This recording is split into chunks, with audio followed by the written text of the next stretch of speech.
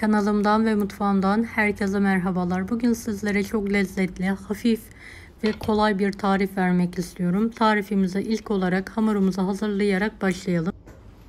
Bir adet yumurtayı uygun bir kaba kırarak alalım. Üzerine bir tatlı kaşığı tuz ilavesi yapalım. Bir yemek kaşığı kadar sıvı yağ ekledikten sonra bir su bardağı suyu azar azar ekleyelim ve bir çırpıcı yardımıyla karıştıralım.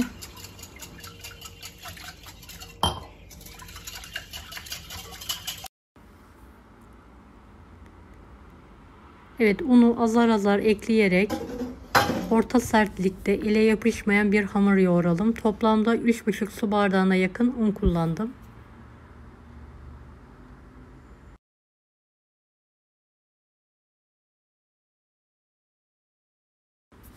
Videomu bu kısma kadar izlediyseniz yorum kısmına herhangi bir emoji bırakırsanız bana destek olmak için sevinirim.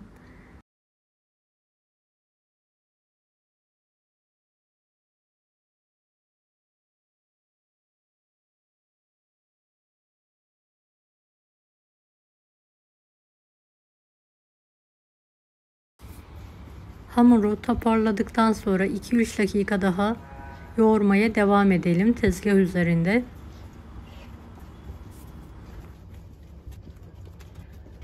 Evet, yoğurduğumuz kabı üzerine alarak bir 5 dakika dinlenmeye bırakalım. İç harcı için 2 parça bonfile etim vardı. Küçük parçalar halinde kestim.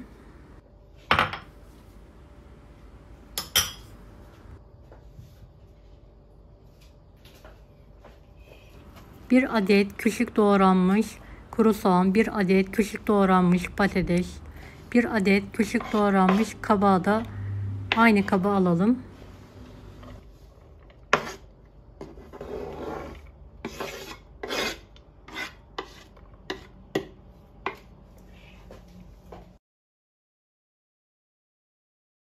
Evet, üzerine biraz kuru nane ekleyelim. Biraz da kırmızı pul biber ekleyelim. Benimki biraz fazla kaçtı, gördüğünüz gibi hemen kenarından alıyorum.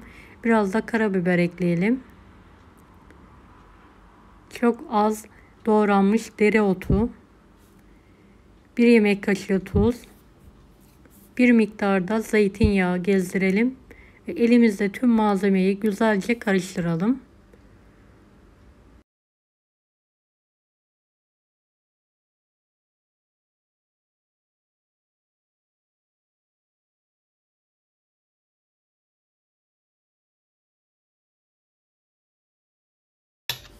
Evet, gördüğünüz gibi iç harcım hazır. 5 dakika dinlendirdiğim hamuru üzerine biraz un serpiyorum ve 12 eşit bezeye keserek yuvarlıyorum.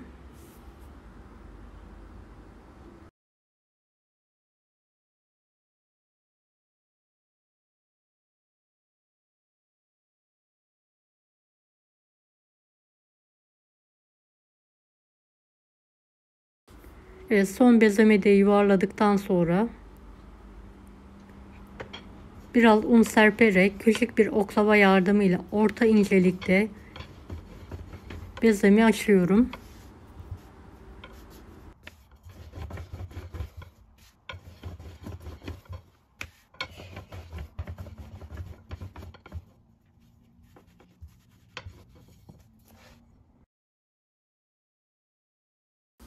Evet, çok inceltmeyin, çok da kalın bırakmayın.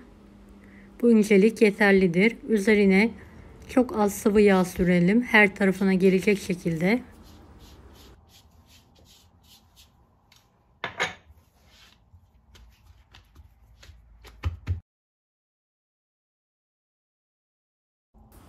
Hazırlamış olduğumuz iç harçtan her tarafına eşit gelecek şekilde serpelim elimizle ve yayalım.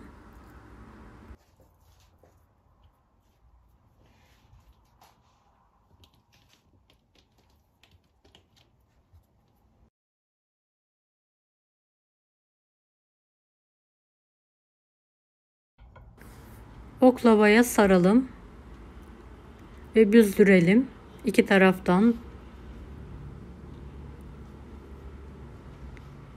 Oklavayı içinden çıkartarak kenar kısımlarını hafif bir şekilde elimizle düzeltelim. Şeklimiz bu şekilde olacak.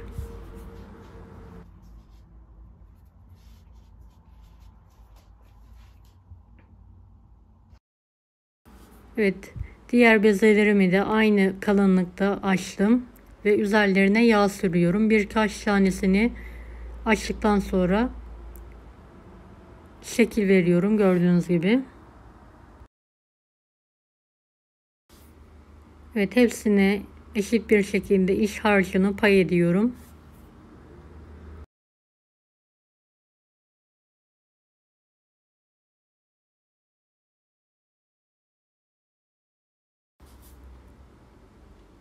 Oklavaya dolayarak iki tarafından eşit bir şekilde büzdürüyorum ve oklavayı içinden çıkartıyorum. Kalan hamurları da aynı yöntemle şekil vermeye devam ediyorum.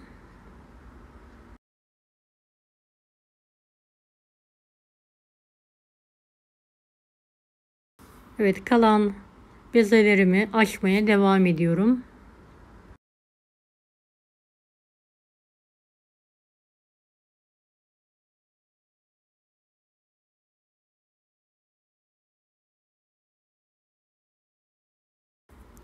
İç harcında küçük et parçaları yerine kıyma da kullanabilirsiniz.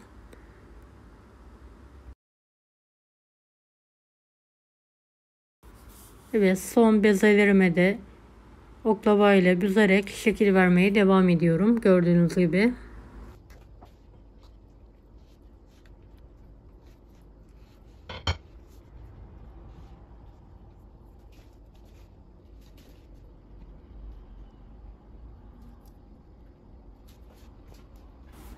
Ve artık hazır. Hepsine şekil verdim gördüğünüz üzere. Şöyle buharda pişirebilmek için bir süzgeçim var. Üzerini yağlıyorum ve aralıklı olacak şekilde hamurları diziyorum.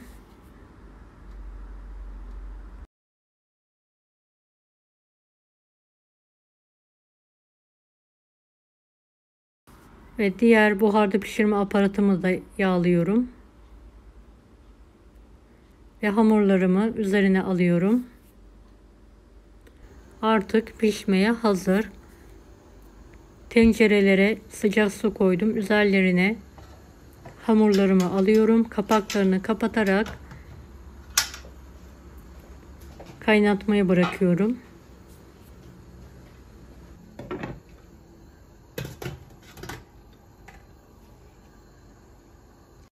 Üzeri için bir adet kuru soğanı piyazlık doğradım. Az bir sıvı yağ ile soteliyorum kokusu çıkana kadar.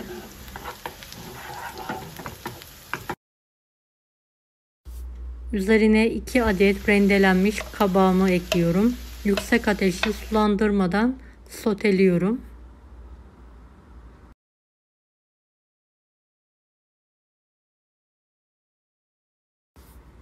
Evet, soğuması için uygun bir kaba alıyorum.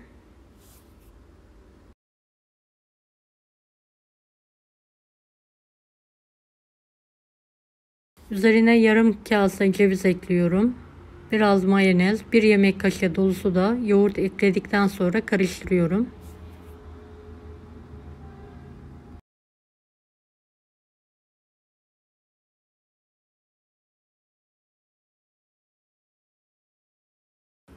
Evet, hamurlarımı kontrol ediyorum. Yaklaşık 45 dakika sonra piştiler.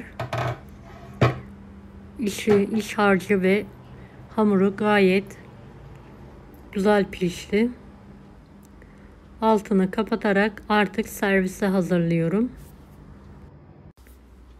Evet, servis tabağına alıyorum. Dikkatli bir şekilde hamurumu parçalamadan.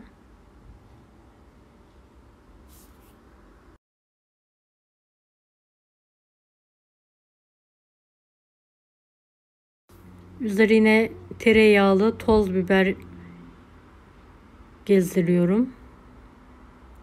Biraz mayonezli yoğurt sıkıyorum.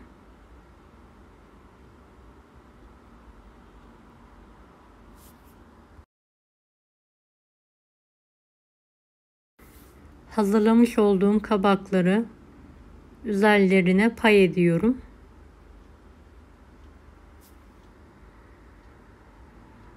Tekrardan yağ gezdiriyorum.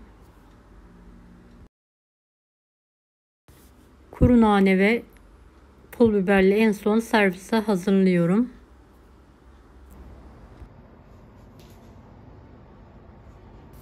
Evet, artık ikrama, servise hazır gördüğünüz gibi. Bir tanesini bölerek işini de sizlere yakından göstermek istiyorum. İç harcı ve hamuru çok güzel pişti, yumuşacık, çok lezzetli bir tarif oldu.